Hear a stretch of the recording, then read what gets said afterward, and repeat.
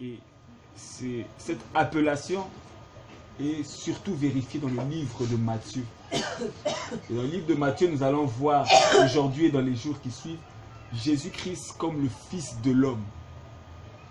Et nous allons comprendre aujourd'hui qu'est-ce que cette appellation de Jésus comme Fils de l'homme. Pourquoi il se présente et il tient à se présenter comme Jésus, Fils de l'homme. Et non comme Jésus, Fils de Dieu.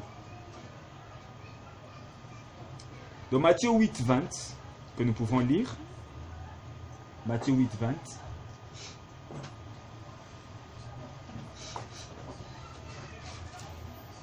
Matthieu 8, 20. Si vous avez trouvé, je vais lire.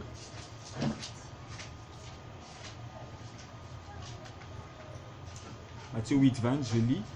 Jésus lui répondit, « Les renards ont des tanières et les oiseaux du ciel ont des nids. Mais le Fils de l'homme n'a pas où reposer sa tête. »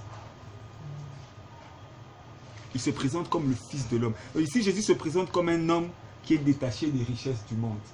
Quelqu'un qui est un homme, mais qui peut vivre comme sans avoir un endroit pour reposer sa tête. Dans Matthieu 11, 19, Matthieu 11, 19, je lis, pour aller vite. Le Fils de l'homme est venu, mangeant et buvant. Ils disent, c'est un mangeur et un buveur, un ami des publicains et des gens de mauvaise vie. Mais la sagesse a été justifiée par ses œuvres.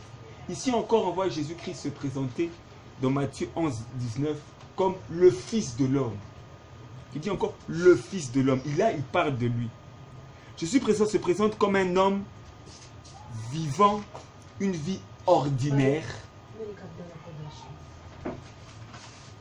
Jésus se présente comme un homme ordinaire, vivant une vie ordinaire, mais démontrant une sagesse extraordinaire. Donc, malgré qu'il était ami avec les gens des publicains, qu'il mangeait comme tout le monde, qu'il buvait comme tout le monde, mais sa sagesse était extraordinaire. Donc c'était un fils de l'homme, mais qui avait pu démontrer une sagesse extraordinaire.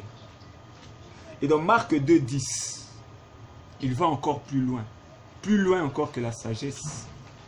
Je lis Marc 2, 10. Or, afin que vous sachiez que le Fils de l'homme, donc il parle de lui, Jésus, a sur la terre le pouvoir de pardonner les péchés. Je leur donne, dit au paralytique, lève-toi, prends ton lit et va dans ta demeure.